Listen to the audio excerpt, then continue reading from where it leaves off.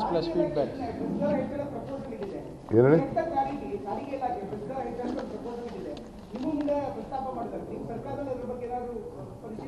ಯಾವ್ದು ಹೇಳಿ?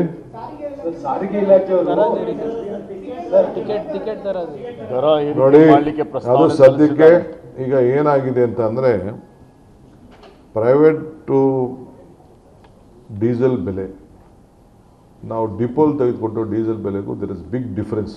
More than 40 rupees ಏನೋ ಡಿಫ್ರೆನ್ಸ್ ಕಾಣ್ತಾ ಇದೆ. ಇದು ಗಾಬರಿ ಆಗೋಂಥ ನಂಬರ್ಸ್ ಇದೆ. ಅವ್ರದ್ದು ಪ್ರಸ್ತಾವನೆ ನನಗೆ ಕೊಟ್ಟಿದ್ದಾರೆ. ಈ ಕೆಲವರೆಲ್ಲ ಏನು ಮಾಡ್ತಾಯಿದ್ದಾರೆ, ಹೋಗಿ ಬೇರೆಯವರೆಲ್ಲ ಖಾಸಗಿಯವ್ರು ಏನು ಮಾಡ್ತಾಯಿದ್ದಾರೆ ಅಂತಂದರೆ, ಡಬ್ಬಗಳು ಎತ್ಕೊಂಡು ಹೋಗ್ಬಿಟ್ಟು ಅಲ್ಲಿ ಡಿಪೋ ಇಟ್ಕೊಂಡಿದ್ರು ಪ್ರೈವೇಟವರು.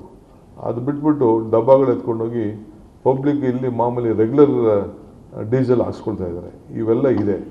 ಅದ್ರ ಬಗ್ಗೆ ಒಂದು ರಿಪೋರ್ಟ್ ಕೇಳಿದ್ದೀನಿ ನಾನು, ಎಲ್ಲಿ ಏನು ಎಷ್ಟ ಯಾವ ರೀತಿ ಏನು ಅಂತೇಳಿ.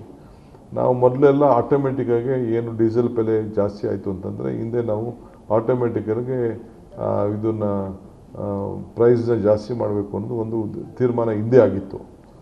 ಈಗ ಇದ್ರ ಬಗ್ಗೆ ನಾನು ಮತ್ತೆ ಪರಿಶೀಲನೆಯನ್ನು ನಾವು ಮಾಡಬೇಕು. ಮಾಡಿಬಿಟ್ಟು ನಾವು KSRTCನೂ ಉಳಿಬೇಕು, ಜನರಿಗೂ ಅನುಕೂಲ ಆಗಬೇಕು. ಈ ಬೆಲೆಗೆ ಅಂದರೆ, ಏಕೆಂದರೆ ಪ್ರೈಮ್ ಮಿನಿಸ್ಟ್ರೇ ನಮಗೆಲ್ಲ ರಿಕ್ವೆಸ್ಟ್ ಮಾಡಿದ್ದಾರೆ, ನೀವು ಬಸ್ಸಲ್ಲಿ ಓಡಾಡಬೇಕು, ಪಬ್ಲಿಕ್ ಪೆಟ್ರೋಲ್ ಉಳಿಸ್ಬೇಕು, ಡೀಸೆಲ್ ಉಳಿಸ್ಬೇಕು. ಅವ್ರದ್ದು ಏನೋ ಮಾರ್ಗದರ್ಶನ ಎಲ್ಲ ಇದೆ. ಅವ್ರದ್ದೆಲ್ಲ ಕೂಡ ನಾವು ಗಮನದಲ್ಲಿ ಇಟ್ಕೊಂಡು ರಾಜ್ಯದ ಹಿತಕ್ಕೆ ಏನು ಮಾಡಲಿಕ್ಕೆ ಸಾಧ್ಯ, ಜನರ ಹಿತಕ್ಕೆ ಏನು ಮಾಡಲಿಕ್ಕೆ ಸಾಧ್ಯ, we will take A decision at earliest possible. Grievance plus feedback. ಏನು ಹೇಳಿ?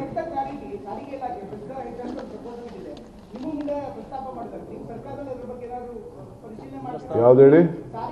ಸಾರಿಗೆ ಇಲಾಖೆಯವರು ಟಿಕೆಟ್ ತರೋದು ನೋಡಿ, ಅದು ಸದ್ಯಕ್ಕೆ ಈಗ ಏನಾಗಿದೆ ಅಂತ ಅಂದರೆ, ಪ್ರೈವೇಟು ಡೀಸೆಲ್ ಬೆಲೆ, ನಾವು ಡಿಪೋಲ್ ತೆಗೆದುಕೊಟ್ಟು ಡೀಸೆಲ್ ಬೆಲೆಗೂ ದರ್ ಇಸ್ ಬಿಗ್ ಡಿಫ್ರೆನ್ಸ್.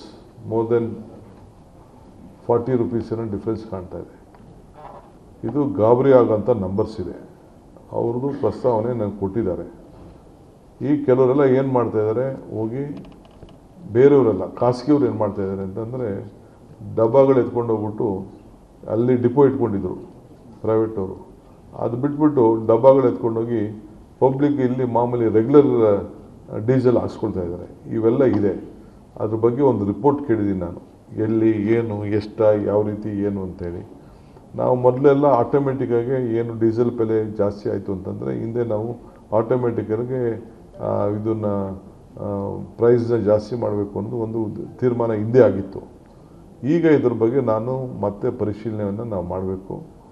ಮಾಡಿಬಿಟ್ಟು ನಾವು KSRTCನೂ ಉಳಿಬೇಕು, ಜನರಿಗೂ ಅನುಕೂಲ ಆಗಬೇಕು. ಈ ಬೆಲೆಗೆ ಅಂದರೆ, ಏಕೆಂದರೆ ಪ್ರೈಮ್ ಮಿನಿಸ್ಟ್ರೇ ನಮಗೆಲ್ಲ ರಿಕ್ವೆಸ್ಟ್ ಮಾಡಿದ್ದಾರೆ, ನೀವು ಬಸ್ಸಲ್ಲಿ ಓಡಾಡಬೇಕು, ಪಬ್ಲಿಕ್ ಪೆಟ್ರೋಲ್ ಉಳಿಸ್ಬೇಕು, ಡೀಸೆಲ್ ಉಳಿಸ್ಬೇಕು. ಅವ್ರದ್ದು ಏನೋ ಮಾರ್ಗದರ್ಶನ ಎಲ್ಲ ಇದೆ. ಅವ್ರದ್ದೆಲ್ಲ ಕೂಡ ನಾವು ಗಮನದಲ್ಲಿ ಇಟ್ಕೊಂಡು ರಾಜ್ಯದ ಹಿತಕ್ಕೆ ಏನು ಮಾಡಲಿಕ್ಕೆ ಸಾಧ್ಯ, ಜನರ ಹಿತಕ್ಕೆ ಏನು ಮಾಡಲಿಕ್ಕೆ ಸಾಧ್ಯ, we will take A decision at earliest possible.